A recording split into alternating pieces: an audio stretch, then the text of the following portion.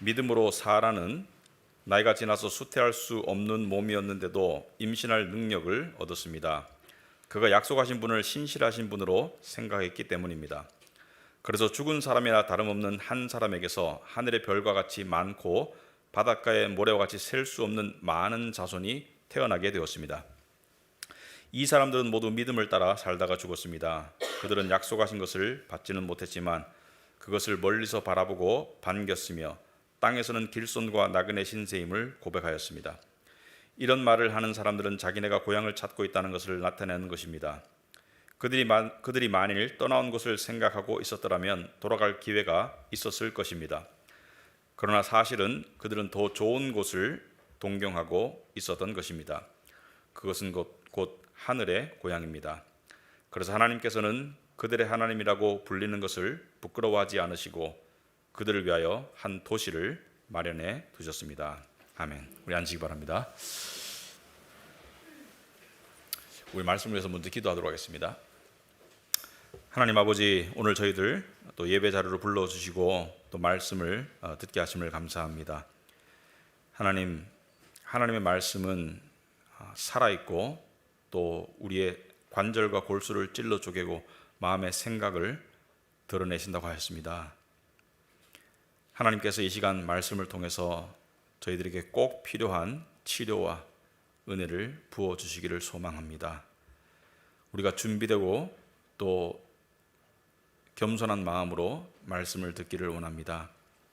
또한 하나님께서 주신 우리의 생각, 마음, 논리 이런 것들을 잘 사용해서 말씀을 잘 깨달을 수 있도록 주님 도와주시옵시고 무엇보다도 진리의 영이 되시는 성령께서 이 시간 주관하여 주시옵소서. 예수님 이름으로 기도하옵나이다. 아멘. 우리 히브리서는 그 믿음에 관한 책이고요. 믿음을 이야기하고 있는데 믿음이라는 게 어렵습니다.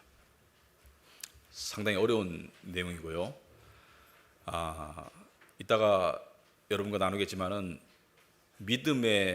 그러니까 예수님을 믿는 사람들을 대상으로 말씀을 드리자면 우리는 믿죠.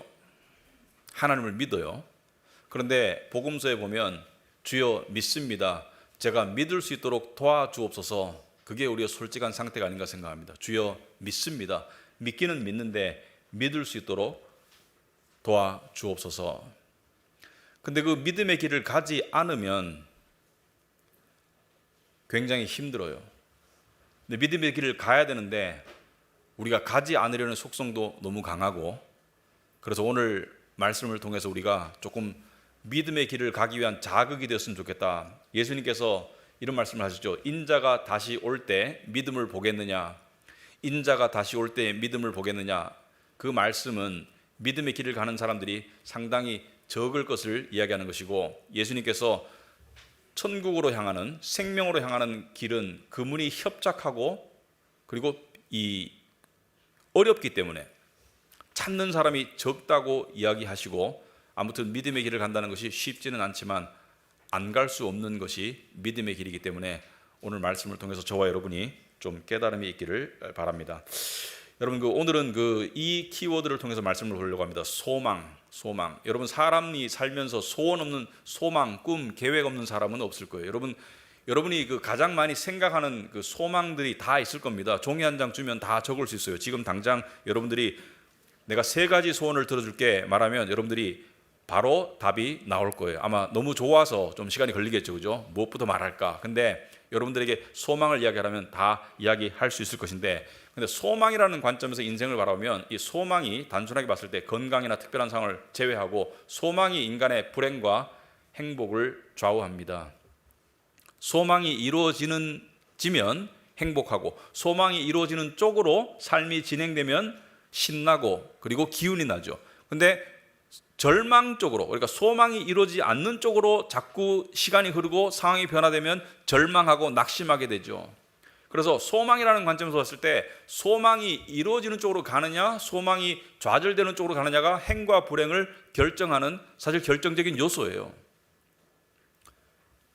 이거는 현실이고요. 그런데 우리가 예수님을 믿는 입장에서, 하나님을 믿는 입장에서 이런 의심, 또 의구심, 또 질문 또는 이런 불만이 들 때가 있습니다. 뭐냐면 하나님은 내 소망을 아시겠죠. 하나님은 전지하시니까, 모든 것을 아시니까. 그리고 하나님은 전능하시죠. 모든 것을 해 주실 수 있죠. 여러분이 누군가를 사랑할 때 그 사랑하는 사람에게 사랑을 표현하고 그 사랑하는 사람이 기분 좋게 행복하게 만들어주고 싶어요. 그래서 특별한 뭐 생일날이라든지 아니면 생일날 아니라도 여러분이 사랑하는 누군가, 그러니까 자식이건 뭐 가족이건 뭐 친구건 그 사람을 행복하게 만들 수 있는 방법들이 있습니다. 뭐예요? 그 사람이 원하는 것을 해주면 돼요. 그 사람이 갖고 싶은 것을 사주면 돼요. 여러분이 해줄 수 있는 능력이 있으면 그 사람이 원하고 바라는 것을 이루어주면 되는 거죠. 그럼 행복하죠. 그런데 하나님께서 우리를 사랑하시고 모든 것을 소유하고 계시고 전능하신 분인데 하나님이 우리가 원하는 소망을 들어주시면 우리가 하나님께 사랑을 느끼지 않을까요? 그렇지 않습니까, 여러분? 여러분이 간절히 바라고 기도한 것이 들어졌을 때, 이루어졌을 때 하나님을 향한 믿음도 좀 자라는 것 같지 않던가요? 하나님이 조금 굉장히 그 마음도 열리는 것 같고 하나님이 좋아지고 그렇게 느껴지지 않던가요? 심지어 우리가 원하는 것이 악한 것도 아니고 죄도 아니고 가지면 나쁜 것도 아닌데 그거 이루어준다고 하나님께 해야 될 것도 없는데 하나님이 이루어주시면 하나님을 향한 마음도 더 생기고 신앙도 더 좋아지는 것 같고 그렇지 않던가요? 그렇죠. 그런데 왜 안 들어주실까? 왜 안 들어주실까? 하나님이 전능하시다면 다 하실 수 있는데 전지하시다면 내가 가장 원하는, 그러니까 내가 가장 원하기 때문에 가장 아픈 구석이 뭔지 아시는데 아니 들어주시면 내가 생각할 때 더 하나님을 더 예배하고 더 사랑하고 더 믿음도 좋아질 것 같은데 왜 안 들어주시나? 그런 의문을 안 가져본 사람이 어디 있겠습니까? 그래서 종교 모드로 들어가면 내가 간절히 원하는 것이 안 이루어질 때 사람은 자기를 자책하거나 내 열심이 부족했다. 그것이 뭐 열심히 노력이든지 아니면 하나님을 향한 정성이든지 간절함이든지 나를 자책하거나 하나님을 원망하거나 소망이라는 관점에서 봤을 때 이 신앙의 덫에 걸릴 경우가 너무 많아요. 이 덫에 걸려서 그냥 신앙생활은 예배는 약간 그 진통제 역할을 할 때가 많아요. 그러니까 아픈데 예배드리고 좀 진통제 역할을 하지만 마음속 깊숙이에는 하나님을 향한 풀리지 않는 원망 또는 수수께끼 같은 하나님을 사랑하기도 힘들고 신뢰하기도 힘든 쪽으로 가는 경우가 상당히 많아요. 실제적으로. 오늘 본문을 통해서 우리가 그 궁금증을 좀 해소할 수 있기를 바랍니다. 왜냐하면 이러한 궁금증은 사람이라면 다 느끼는 거예요. 저도 느끼고 여러분도 느끼는 거예요. 자, 오늘 본문을 소망이라는 주제로 살펴볼 때 아브라함과 사라의 성경책을 보았을 때 아니면 오늘 본문을 보았을 때 창세기 읽어봤을 때 넘버원 소망은 아들이었습니다. 딸이 아니라 아들이었습니다. 여성분들 죄송합니다. 그 당시에 문화가 그랬어요. 요즘에는 그 무자식이 상팔자를 택하는 부부들도 있더라고요. 근데 사실 무자식이 상팔자이기도 하긴 해요. 그런데 그런 쪽을 택하는 부부도 있긴 한데 고대 사회에서는 그게 선택의 여지가 없이 결혼도 선택의 여지가 없었고 자식을 낳아야 되고 아들을 낳아야지 대를 이룰 수 있기 때문에 아들을 낳지 못하면 수단과 방법을 가리지 않고 뭐 입양을 하든지 뭐 훔쳐오든지 아니면은 부인을 하나 더 얻든지 하여튼 어떤 방법을 통해서라도 대를 이어야 되는데 그 간절한 절대절명의 소망에 대해서 하나님께서 뭐라고 말씀하셨습니까? 아들을 주겠다고 하셨죠. 그죠? 아들을 주겠다고 아브라함이 70대 중반일 때 아브라함과 사라에게 하나님께서 말씀하셨어요. 그리고 오늘 11절에 보면 그 말씀을 약속을 믿었기 때문에 사라는 임신을 하고 아들을 낳았구나 이렇게 쉽게 결론에 도달하면 안 돼요. 우리는 비하인드 스토리를 알고 있기 때문에 일단 11절 보시면은 믿음으로 사라는 나이가 지나서 수태할 수 없는 몸이 얻는데도 나이가 지나서 수태할 수 없는 몸이라는 것은 소위 말해서 생물학적으로 생리가 끊기고 그래서 여성으로서 가임이 안 되는 그러니까 생물학적으로 임신이 불가능한 상태임에도 불구하고 임신할 능력을 얻었다. 뭘로요? 믿음으로.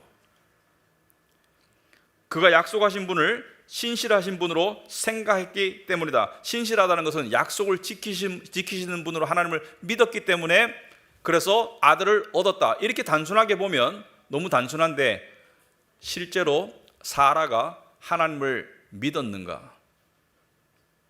하나하나 따져볼 필요가 있는 내용이죠. 여기서 믿음으로 사라는 이 내용은 하나님의 열심히 만든 최종 결과물이에요. 최종적으로는 사라가 하나님을 믿고 아들을 얻었지만 그 과정 속에서는 의심과 그리고 플랜 B, 그죠? 그리고 냉소, 하나님을 향한 원망, 그 시간이 수십 년이 있었어요.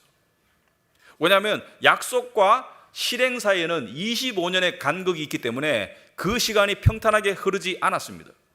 자, 두 가지를 분석하고 싶은데, 첫째, 바라고 간절히 믿으면 다 이루어지는가?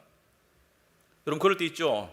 아니 봐, 사라도 믿음으로 결국 얻었고, 그리고 한나도 간절히 기도해서 얻었고, 간절히 기도하면 하나님이 들어주신다는 그것이 주입되어 있으면, 물론 어떤 간절한 기도는 응답받습니다. 제가 응답 못 받는다는 것이 아니고 간절한 기도는 응답받는다는 그런 사상이 주입되어 있으면, 만약에 그게 이루어지지 않을 경우에는 갈 길은 두 개밖에 없습니다. 첫째는 자기를 향한 자책, 간절함이 부족했다. 둘째는 하나님을 향한 원망, 간절해도 안 들어주시네, 약속의 하나님이 아니네. 두 가지밖에 갈 길이 없어요. 분명히 말씀드리지만 사라가 이삭을 얻었던 이유는 하나님의 계획과 약속이 있었기 때문에 얻은 것이지, 간절함이 하나님의 계획을 바꾸지는 못합니다. 여러분 제가 성경책 읽으면서 참 궁금한 내용들이 있어요. 이 엘리가 제사장이면, 제사장 정도면 신앙이 좋았지 않겠습니까? 그리고 좋은 아빠 나쁜 아빠를 떠나서 자식을 안 아끼는 부모는 없어요. 특히 아론은 신앙이 좋았습니다. 아론은 제사장이고 그리고 신앙도 좋았고, 그리고 자식을 당연히, 아니 깡패도 자식을 사랑하는데 제사장이 자식을 안 사랑했겠어요? 그리고 자식을 위해서 기도 안 했겠어요? 자식이 믿음의 올바른 길을 가게 해달라고 기도 많이 했을 것 같아요. 특별히 자식이 올바른 길을 가지 않는 모습을 봤을 때 마음 아파서 하나님께 간절히 눈물로 기도했는데 결과적으로 어떻게 됐습니까? 아론의 두 아들은 하나님께 허용되지 않은 이상한 불을 바쳤다가 죽었어요. 엘리의 두 아들도 전쟁터에서 죽었어요. 간절하지 않아서 죽었습니까?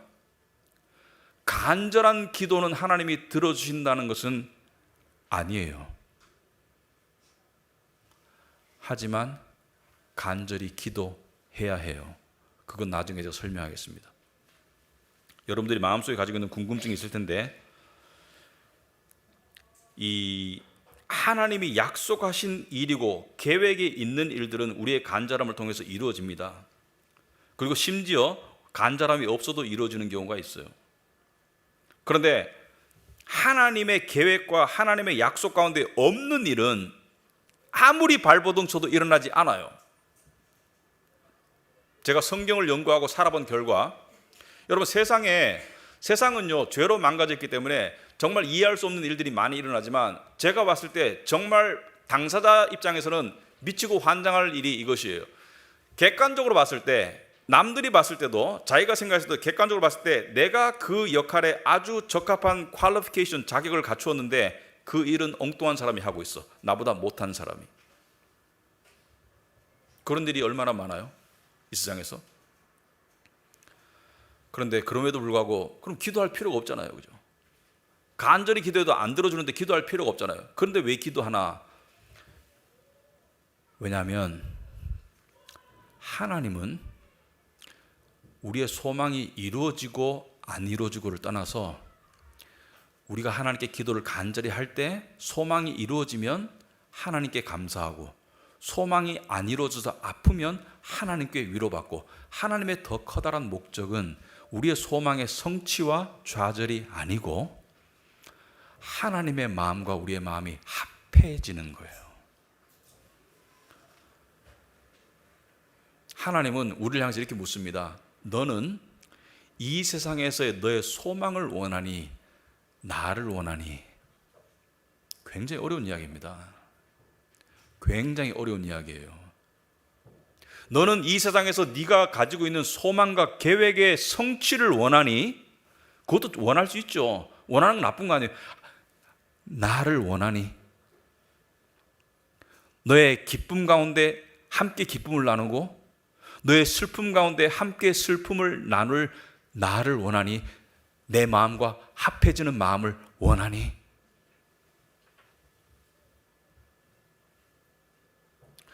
여러분, 진리를 깨달을수록 동시에 깨달아지는 게 있습니다. 우리는 다 너무 계산적이고 다 사악해요. 우리는 하나님 툭 쳐서, 기도로 툭 쳐서 그냥 뭔가 툭 떨어지는 보물을 바라지 하나님을 원하는 마음은 별로 없습니다. 그 믿음 아니에요. 그래서 성경 말씀 속에 사람들이 가장 오해하지만 깊이 깨달아야 될 말씀이 하나 있어요. 시편 37편 4절입니다. 또 여호와를 기뻐하라. 그가 내 마음의 소원을 내게 이루어 주시리로다. 사람들이 이 말씀을 읽으면 두 번째 콱 꽂히죠. 네 마음의 소원을 이루어 주신다. 어떻게 하면? 여호와를 기뻐하면. 그래서 막 예배도 막 박수치고 해. 기뻐해. 기도도 막 해. 기뻐하면 들어주신다면서. 첫 번째부터가 안 되는데요. 여호와를 기뻐하는 것부터가 안 돼요. 여호와를 기뻐하라는 게 무슨 뜻이에요? 세상 모든 것보다 여호와를 기뻐한다는 게 그게 쉽게 되겠어요? 이게 하루아침에 되겠어요? 나의 취업, 나의 결혼, 나의 건강, 나의 성공, 돈, 집, 직장, 이것보다 여호와를 더 기뻐하는 게 하루아침에 되겠어요? 여호와를 기뻐하라는데 어떤 상황 속에서도 여호와를 기뻐하는 게 그게 쉽겠어요? 여호와를 기뻐하라. 그리고 두 번째, 그가 네 마음의 소원을 네게 이루어 주시려다. 이 말씀이 사실은 번역을 저는 이렇게 하고 싶지 않아요. 이 말씀을 네 마음의 소원을 네게 이루어 주시려다. 근데 안 이루어 주는 것도 많잖아요. 근데 이 말씀을 곱씹고 원어를 연구하고 깊이 들여다보면요, 하나님을 기뻐하는, 그러니까 하나님의 마음과 합해지는 사람에게는 하나님께서 당신의 소원과 우리의 소원이 일치하도록 만드세요. 그래서 하나님의 소원을 우리에게 심어주세요. 이해가 되십니까? 하나님의 소원이 우리의 소원이 되는 거예요.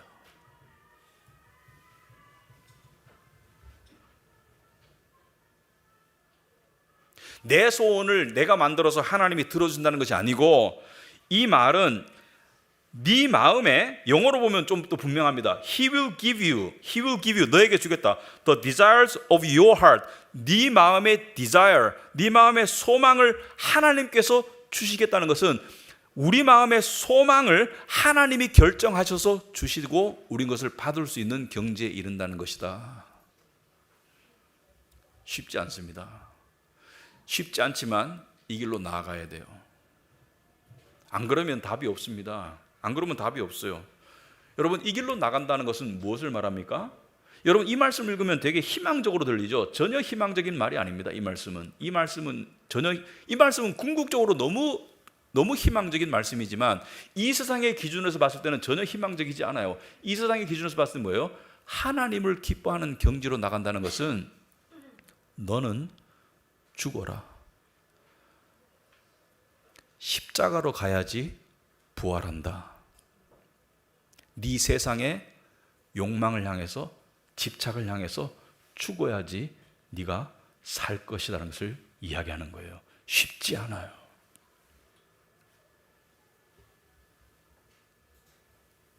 대부분은 자기의 소망에 하나님을 끼워 맞추려고 살고 있습니다. 그런데 하나님의 뜻에 자신을 맞추어야지 그게 믿음인데 이게 쉽지 않아요. 근데 전자의 경우는 믿음이 안 자랍니다. 자기의 소망에 하나님을 끼워 맞추는 사람은 절대로 믿음이 안 자라요. 그 사람은 잘 되면 착각합니다. 왜? 하나님을 내가 이용하고 움직일 수 있다는 착각과 교만 속에 빠지지 그 진정한 신앙 아니에요. 내가 주의 이름으로 권능을 행하고 주의 이름으로 귀신을 쫓아냈고 주의 이름으로 했지만 하나님이 아니었어요. 후자는 하나님을 열심히 찾고 쫓았는데 안 되면 하나님을 원망하고 쓴뿌리를 가지고 그렇게 살면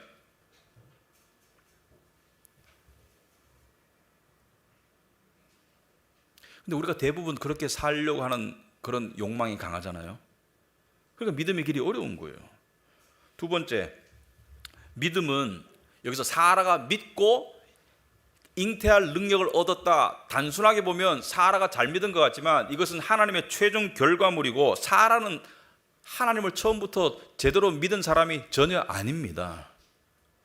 처음에 하나님께서 아들을 줄 것이라고, 그러니까 남편이 70대 중반이니까 사라가 60대 중반이고, 그러니까 그때만 하더라도 이미 자식을 낳아도 여러 명 낳았어야 되는 나이인데, 그때만 하더라도 이 불임 때문에 굉장히 오랜 시간이 흘렀고 고통스러웠겠죠. 근데 하나님께서 나타나셔서 내가 너에게 아들을 줄 것이다. 얼마나 기뻤겠어요? 기뻤겠죠, 약속을 받았을 때. 근데 1년, 2년, 3년, 5년, 10년이라도 안 이루어져. 그러니까 마음속으로 인내도 바닥이 나고 하나님도 의심되고, 그리고 반항심도 생기고 불만도 생기고, 에이 내 마음대로 했죠. 하가를 자기 몸종을 남편에게 줘가지고 이 여자를 통해서 대를 이으시오. 그래서 이스마엘을 낳았죠. 플랜 B가 왜 나왔어요? 안 믿었기 때문에. 하나님의 오리지널 플랜 A를 안 믿었기 때문에 플랜 B를 만들었는데, 그게 화근이 돼서 이스마엘의 자손이 지금 아랍 사람입니다. 지금까지도 수천 년 동안 이스라엘을 괴롭히고 있어요. 그 불순종의 그 행동의 결과물이 아직까지도 이스라엘을 괴롭히고 있거든요. 그리고 성경을 보시면 이삭이 태어나기 1년 전에 아브라함이 99세 때 하나님께서 선자의 모습으로 나타나셔서 내년 이맘때 줄게, 내년 이맘때 약속의 아들을 줄게, 수십 년 뒤에. 이제 구체적인 처음에 말씀하실 때는 몇 살 때 준다고 말씀 안 하셨거든요. 내년 이맘때 줄게. 그때 사라가 어떻게 했어요? 아, 믿었습니다. 드디어 약속을 지키시는군요. 그러지 않고 웃었어요. 왜 웃었어요? 내가 지금 나이가 몇인데, 그리고 불신앙과 불만으로 가득 차 있는데, 여러분 너무 좋은 일도 너무 오래 기다리고 지치고 나면 나중에 웃음이 나와요. 그죠? 웃으니까 하나님께서 너 왜 웃어? 그러니까 안 웃었어요. 거짓말 했잖아. 이게 믿음이에요? 아브라함과 사라도 의심과 반란과 불순종과 그리고 냉소와 모든 우여곡절을 겪고 난 다음에 믿음의 경지로 갔듯이 저와 여러분도 그러한 과정을 거치고 있습니다. 믿음은 하루아침에 되지 않아요. 물론 구원받는 믿음은 하나님이 주셔서 하루아침에 돼요. 하지만 정말 하나님을 믿는 믿음, 그 믿음은 하루아침에 되지 않아요. 그리고 생각해 보시기 바랍니다. 이삭을 얻었어요. 그러면 여러분 동화를 보면 이런 말이 있죠. 신데렐라나 뭐 이런 동화를 보면 뭐 왕자를 만나서 결혼해요. 그 다음에 앞으로 쭉 심청전도 보면 아버지 구하고 난 다음에 쭉 행복하게 영원히 살았다더라, 이렇게 동화는 그렇게 끝나죠. 현실은 그렇지 않아요. 우리가 원하는 소망이 이루어지면 앞으로 쭉 문제없이 행복하게 살 것 같죠. 내가 원하는 직장, 내가 원하는 내가 원하는 어떤 성공, 내가 원하는 뭔가 경지에 이르면 그냥 쭉 행복할 것 같죠. 인생은 절대로 그렇지 않아요. 아브라함이 100살이 되어서 아들을 얻었습니다. 그렇다 해가지고 그 20여 년에 20-30년간의 그 고통의 세월이 보상이 되나요? 이런 생각이 들 것 같아요. 주려면 그럼 빨리 주시지. 20몇 년 동안 사람 안 달라도록 그렇게 만들어 놓고 왜 나중에 주시나? 이왕 주실 거 미리 주셨으면 기분도 더 좋았고 의심도 안 했고 이스마엘도 안 나왔을 거고 애도 좀 일찍 힘 있을 때 키웠을 거고 훨씬 더 좋았을 텐데 왜 지금 주시나? 어떤 소망은 이루어져도 지나간 세월은 보상되지 않습니다. 이 땅에서. 제가 아는 어떤 분은 아파트 수십 년 낡은 아파트에 사시다가 이제 60쯤 돼가지고 재건축 재건축 조합이 만들어졌어요. 그래가지고 들떴는 거야. 이 사람이 이제 들어보니까 지금 살고 있는 것보다 훨씬 좋은 아파트죠. 새 아파트, 더 큰 아파트를 주고 보상금도 준다. 그래서 이 주공 아파트라서 좀 땅이 좀 넓었거든요. 보상금도 받을 수 있고 그 다음에 새 집을 더 큰 평수를 준다. 얼마나 기뻤겠어요. 그리고 20년 뒤에 돌아가셨어요. 재건축은 안 이루어졌습니다. 어떤 재건축은 10년, 20년, 30년 걸리거든요. 그런데 그 사람 생전에 재건축이 이루어진들 만약에 80에 재건축이 이루어졌으면 그 20년이 보상이 돼요? 안 돼요. 이 세상의 기준으로서 보상이 안 됩니다. 여러분이 20대 때 로또 당첨되면 그래도 기분이 좋겠지. 응급실 중환자실에 80 넘어가지고 링겔 꽂고 있는데 로또 당첨되면 뭐 하겠어요? 그거 가지고 보상이 안 됩니다. 그리고 이삭을 낳고 난 다음에 어떤 일이 발생했죠? 젖을 뗄 쯤에 되니까, 옛날에는 젖을 뗀다는 것이 무엇을 의미하냐면 옛날에 유아 사망률이 상당히 높았습니다. 그러니까 젖을 뗄 때까지 살아있다는 것은 이제 그래도 생명으로 자라겠구나, 이제 안심할 단계인 거죠. 그래서 잔치를 베풀어요. 젖을 뗄 때쯤이면 잔치를 베풉니다. 우리 백일 잔치 하듯이, 돌잔치 하듯이 잔치를 베푸는데, 그 잔치날 재를 엎었죠. 그죠? 재를 쏟아부었죠. 누가? 하갈이 이삭을 향해서 비웃었죠. 그래서 거기에 열받은 사라가 어떻게 했습니까? 아브라함을 향해서, 아브라함이 가지고 뭐라 했어요? 저 여자와 그 아들을 내쫓으시오. 이제 정부인의 역할을 하는 거죠. 자기가 아들 낳도록 해놓고 자기가 저지른 일인데 이제 남편에게 뒤치다거리 하래요. 아브라함은 아무리 후처지만 그래도 자기의 혈육이잖아요. 이스마엘이 자기가 애지중지했던 혈육인데 내쫓아라? 그게 쉽겠어요? 가슴에 한이 안 되겠습니까? 그냥 쉽게 할 수 있는 일이겠어요? 이제 이삭을 얻었으니까 이스마엘은 내쫓아야지, 인간이면 쉽게 할 수 있는 일이겠어요? 근데 하나님께서 뭐라 그랬어요? 네 아내 말대로 듣거라. 그래서 내쫓았잖아요. 그리고 잔치가 계속 행복하게 잔치가 이루어졌을까요? 그렇지 않다고 생각합니다. 무슨 말이냐? 어떤 소망은 이루어져도 과거의 세월이 보상이 안 되고요, 어떤 소망이 이루어져도 그 뒤에 고난이 또 따라요. 그 인생의 법칙입니다. 우리는 이 소망이 이루어지면 앞으로 인생은 쭉 갈 것 같죠? 인생은 절대로 그렇지 않습니다. 인생은 절대로 그렇지 않아요. 이 이루어져도 다음 사건이 기다리고 있는 게 그게 인생입니다.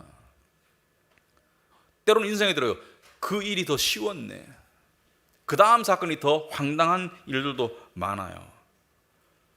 그럼 하나님은 왜 이렇게 힘들게 하시나? 물론 우리가 죄 지은 것은 알겠는데 왜 이렇게 믿는 사람들을 힘들게 하시나? 저는 이렇게 생각합니다. 세상에 우여곡절을 겪게 하시면서 세상을 향한 집착의 힘을 빼시는 거예요. 이거 쉽지 않습니다. 우리는 세상에서 내가 가지고 있는 소망, 내가 가지고 있는 계획, 내가 가지고 있는 꿈에 관해서 그냥 마음과 몸에 힘이 꽉 들어있어요. 이걸 이루어야지 꽉 들어있어요. 물론 일은 해야 되고요, 계획은 세워야 되지만 세상을 향한 마음의 집착이, 소망이 너무 간절해지면, 이 세상의 소망이 너무 간절해지면 그만큼 인생이 힘들어요. 세상을 향한 집착에 힘이 빠져야지 하늘을 붙잡게 됩니다. 세상을 향한 집착이 강하다는 것은 자기 애가 강하다는 거예요. 근데 이 집착을 놔야지 하늘을 붙잡을 수가 있는데, 이거 놓고 하늘을 붙잡는다는 게 그게 믿음이라고 성경은 이야기합니다. 쉽지 않습니다. 근데 그 길로 안 가면 답이 없습니다. 그 길로 안 가면 답이 없어요, 여러분. 여러분이 지난주도 이번주도 작년에도 올해도 계속 세상의 소망과 절망, 그 덫에 걸려서 그냥 이 기독교 신앙은 그냥 진통제, 안정제 뭐 이 정도 역할만 하고 계속 거기에 그 틀에 갇혀서 왔다리 갔다리 계속 하고 있다면 지금쯤 생각해 봐야 돼요. 이렇게 10년, 20년 더 살면 가야 돼요.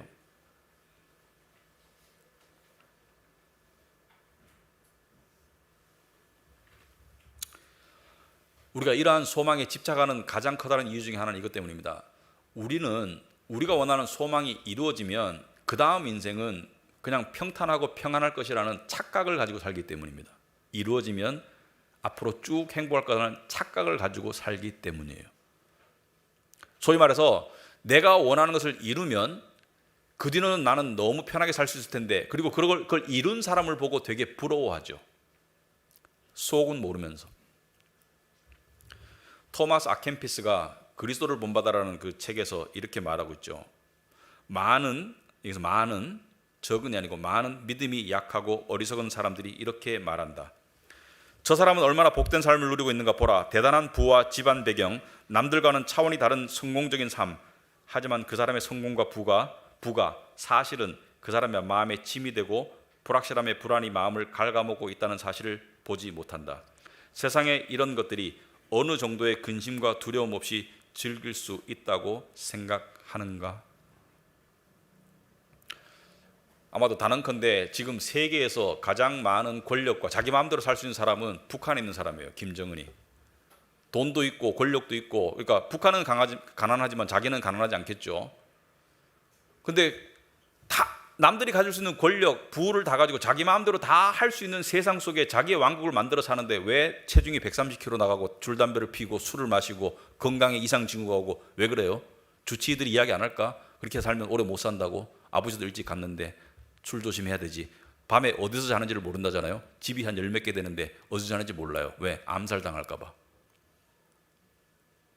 가지면 잃을까 봐 노심초사하는 게 인생이고, 못 가지면 못 가져서 안달내는 게 인생이고, 그게 인생입니다. 이 세상은 집착이라는 것을 벗어나지 않으면 가져도 힘들고 못 가져도 힘들고, 힘든 종류가 다를 뿐이지 집착은 모든 상황을 힘들게 하는 그런 마약이에요. 마약. 이 세상에서 안 되는 일도 시간이 지나면 잊혀지고요, 이 세상에서 되는 일도 그 뒤에 일어날 고난이 상쇄시켜버립니다. 여러분, 아무리 좋은 것을 소망을 이루어도 그 뒤에 일어나는 고난이 그걸 상쇄시켜버리는 게 인생이에요.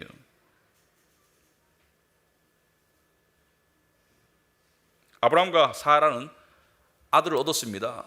자, 아들을 얻었으니까 이제 소원 성취했나요? 그런데 13절에 보세요. 이 사람들은 모두 믿음을 따라 살다가 죽었습니다. 이해되죠? 두 번째, 그들은 약속하신 것을 받지는 못했다고 그랬습니다. 이삭을 받았는데, 이삭을 약속하셨는데 이삭을 받았는데 왜 무슨 소리지? 약속하신 것을 받지는 못했다? 이삭을 받았잖아요. 믿음으로 받았잖아요. 아하, 이삭을 낳고 보니까 이게 궁극적인 소망이 될 수 없다는 것을 깨달았겠죠.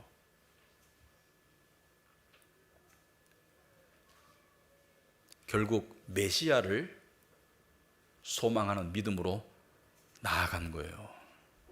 소망이 이루어져 보니까 그것이 자신의 인생의 궁극적인 문제를 해결하는 것이 아니라는 것을 깨닫고 메시아를 바라는 믿음으로 나아갔죠. 메시아는 2000년 뒤에 오시니까 못 받았죠. 그것을 멀리서 바라보고 반겼으며, 2000년이라는 세월 전에 바라보고 반겼으며, 땅에서는 길손과 나그네 신세임을 고백하였습니다. 땅에서는 어떻게 살았다고요?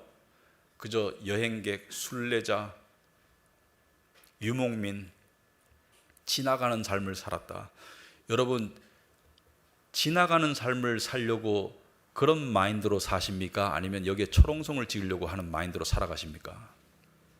여기에 초롱성을 지으려는 마음으로 살아가시는 만큼 힘들 겁니다. 성경은 그것을 믿음이라고 안 그래요. 성경은 그것을 믿음이라고 안 그래요. 성경은 이 세상에 집착하는 것을 믿음이라고 안 그래요. 근데 우리 육신은 너무 이 세상에 집착하려고 하잖아요. 근데 이 집착을 끊기 위해서 하나님과 소망과 절망을 왔다 갔다 하면서 우리를 그냥 우여곡절을 겪게 하시고 힘 빼게 하시는 거예요. 힘 빼게.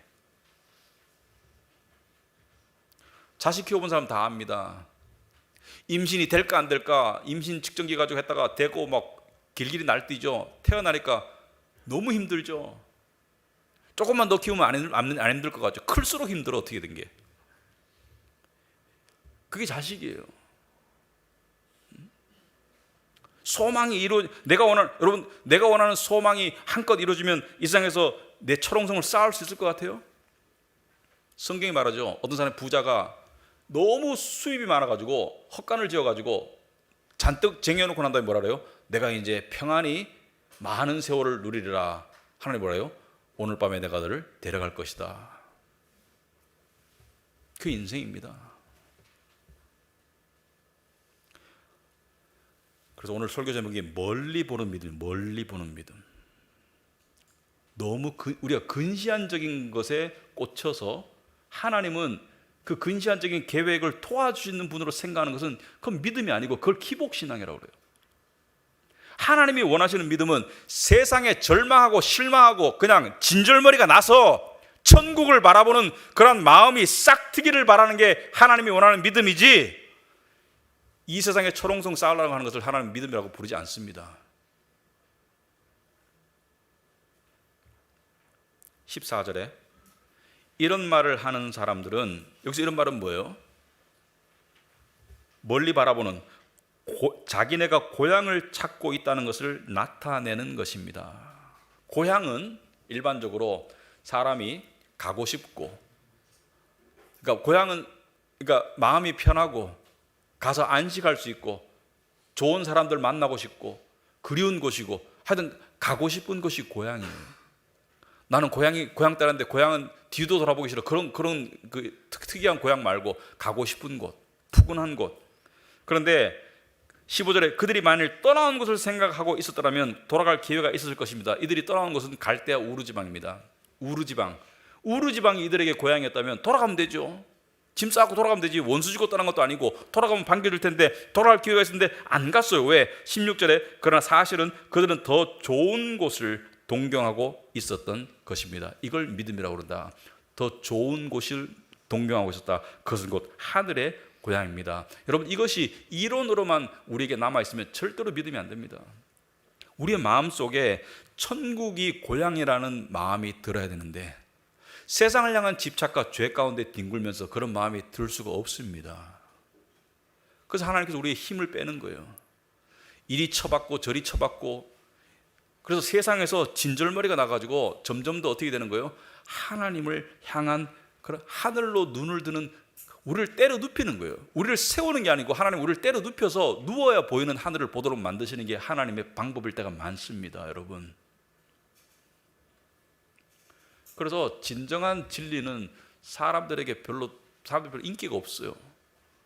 저도 이런 말 안 하고 싶지만 성경이 이렇게 말하기 때문에 말을 할 수밖에 없습니다. 제가 이야기를 하나 해드릴게요. 여러분 좀 지루할 것 같아서. 역사상 전시가 아니고 평화시에 일어났던 가장 커다란 해양 재난 사고가 뭐예요? 타이타닉. 영화로 보셨죠, 그죠? 타이타닉이 역사상 가장 커다란 해양 재난 사고였어요.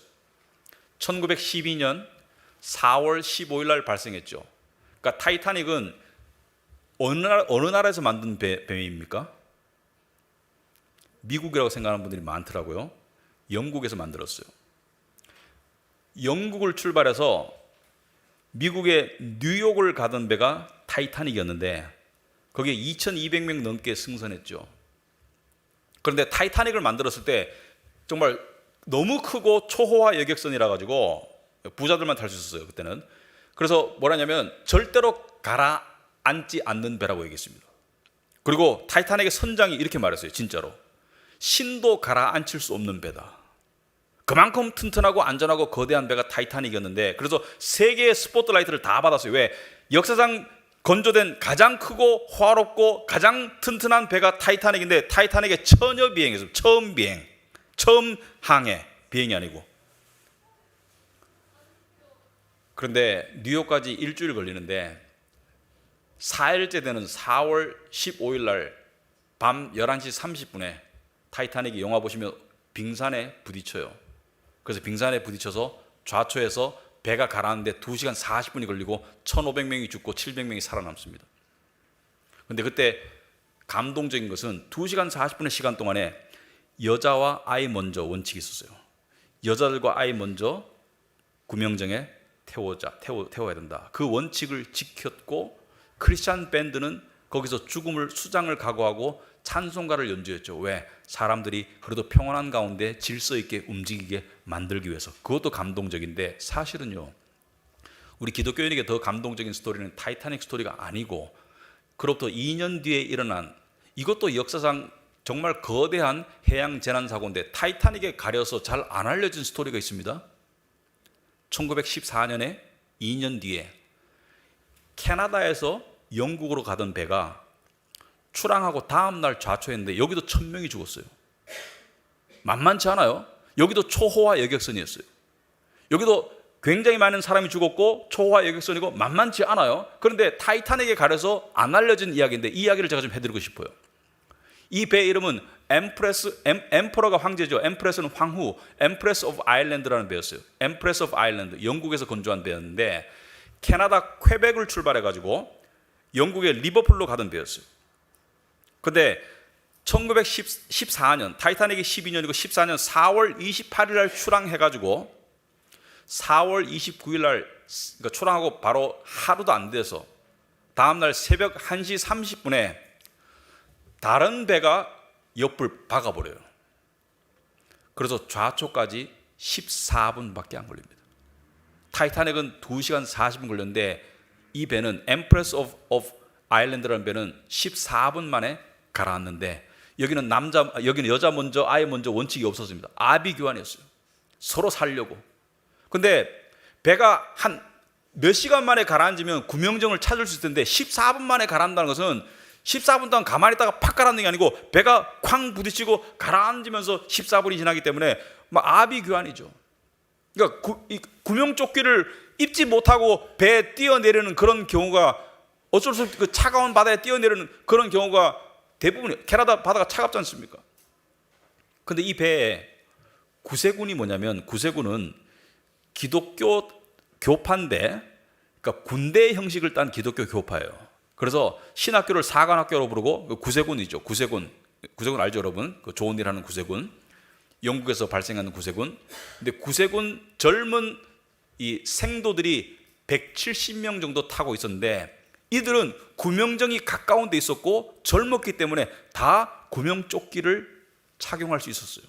구명조끼 가까이 있었기 때문에.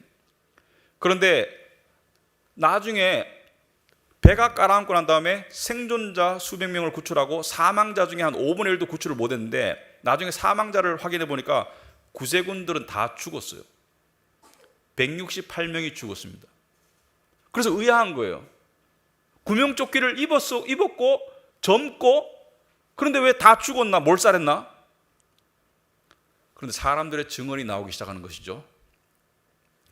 구명조끼를 입었던 안 입었던 14분 만에 좌초했으니까 그 새벽 1시 반에 좌초했으니까 2시가 되기도 전에 전부 다 물 위에 둥둥 떠 있는데 그 칠흑 같은 암흑 속에서 구명조끼를 입은 구세군들이 주변 사람들에게 다가가서 구명조끼가 없는 사람들에게 자기 걸 벗어서 줬는 거예요. 싫어합니다.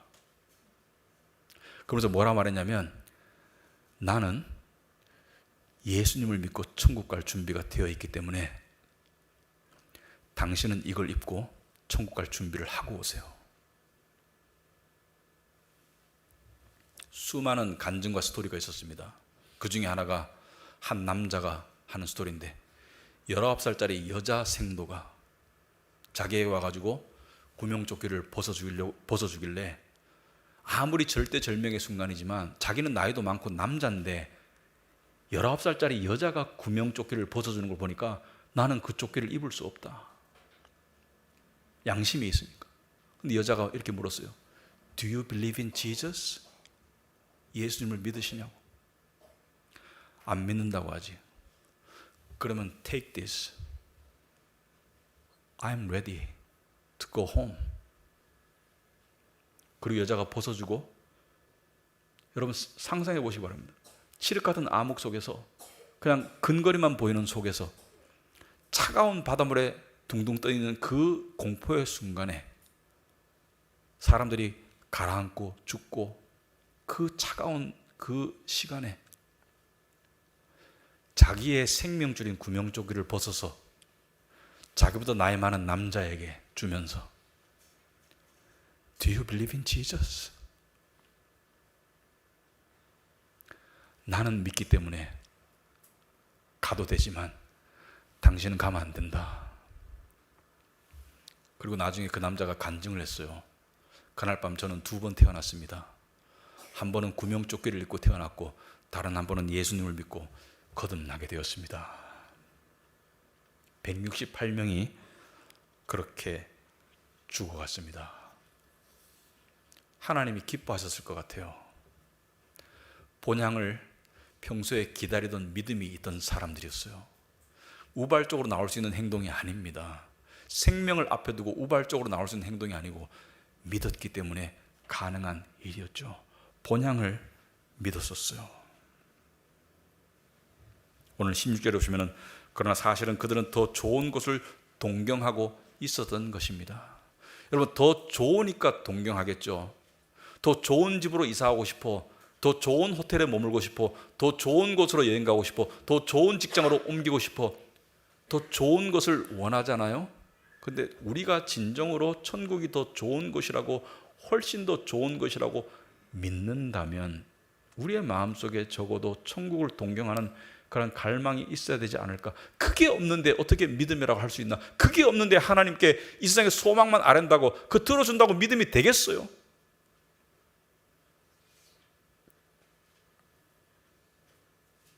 제가 이 말씀을 전하기가 어려운 이유가 왜 어려운지 아십니까? 내용도 어렵지만 제 자신을 봐도 한심하기 때문에 어려운 겁니다.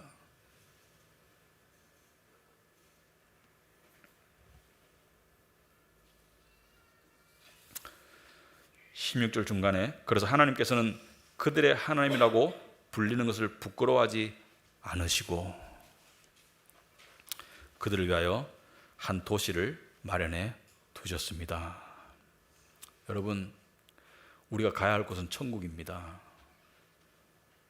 예수님께서 제자들에게 마지막에 하신 유언 가운데 한 부분이 이것이죠. 요한복음 14장 1절에 여러분 주보에 나와 있습니다. 너희는 마음에 근심하지 말아라. 하나님을 믿고 또 나를 믿어라. 여러분, 우리는 마음에 근심하는 것을 원하지 않기 때문에 1절을 상당히 좋아해요. 근데 그 1절이 가능한 근거가 뭐예요? 1절이 가능한 근거는 이 세상에 있지 않아요. 2절부터 3절에 보시면은 내 아버지의 집에는 있을 곳이 많다. 이게 실제적으로 도움이 안 되면 믿음이 안 됩니다. 뭘 말하는 거예요? 천국에 너희들이 거할 곳이 많다. 그렇지 않다면 내가 너희가 있을 곳을 마련하러 간다고 너희에게 말했겠느냐? 나는 너희가 있을 곳을 마련하러 간다. 내가 가서 너희가 있을 곳을 마련하면 다시 와서 너희를 나에게로 데려다가 내가 있는 곳에 너희도 함께 있게 하겠다. 예수님께서 우리가 거할 집을 마련하고 난 다음에 데리러 오시는데 우리 마음속에 지금 오지 마세요, 또는 그게 무슨 소용이 있어요, 이 땅에 당장에 시급한 것이 중요한데, 이런 마음으로 살고 있다면 아직까지 길이 멀은 겁니다. 그래서 이 믿음의 길을 간다는 것은 상당히 희귀한 일이에요. 근데 이 길을 안 가잖아요. 이 길을 안 가면 마음의 근심 속에 살 수밖에 없습니다. 근데 이상하게도 힘 빼면 잘 되는 게 있습니다. 운동도 힘을 빼야 잘 되는 게 있어요. 세상을 집착으로 살아갈수록 마음의 근심이 늘어요. 세상을 집착할수록 근심이 늡니다. 근데 천국을 향한 마음을 가지게 되면 세상의 집착이 줄어들고 마음의 근심이 줄어드는 현상이 발생할 거예요. 똑같은 원리입니다. 십자가에서 죽어야지 부활로 나아가는 거예요. 세상에서 죽어야지 하늘의 부활로 점점 나아가는 거예요. 근심을 이기는 길은 여러분의 소원 성취가 아니고 집착을 내려놓는 거예요. 이것은 삶을 게을리 살아라, 소홀히 살아라, 그런 게 아니라는 건 아시죠? 열심히 살지만 결과에 그렇게 연연하지 않는 거예요. 하나님께 맡기는 거예요. 그리고 여기 일이 잘 돼도 그렇게 희희낙낙거리지 않을 수 있는 그런 마음. 왜냐하면 이게 잘 된 분들 내가 앞으로 쭉 행복할 거다, 이거 아닌 거 아시잖아요. 여기 일이 안 돼도 뭐예요? 이것 또한 지나갈 것을 아는 믿음. 우리는 순례자지 여기서 계속 사는 게 아니지 않습니까? 그래서 그러한 믿음으로 나아가려면 우리의 부단한 심적 노력이 필요하다. 그래서 기도가 필요한 거예요. 그래서 기도해도 안 들어주는데 왜 기도하나? 이 상태에 머물고 있는 것은 기도를 모르는 거예요. 기도해도 안 들어주는데 뭐하러 기도하나? 그 상태는 아직까지도 그냥 세속적인 마음으로 가득 차 있는 거예요. 기도는 뭐예요? 하나님의 마음과 내 마음이 합해지는 게 기도인 거예요. 기도를 통해서 우리는 이 세상에 잘됨도 감사하지만 이 세상에서 잘 되는 것보다 안 되는 일이 훨씬 많습니다. 고통스러운 순간이 훨씬 많아요. 그 속에서 뭐예요? 하나님을 향한 갈망을 키우는 게 기도고 천국을 향한 갈망을 키우는 게 기도라면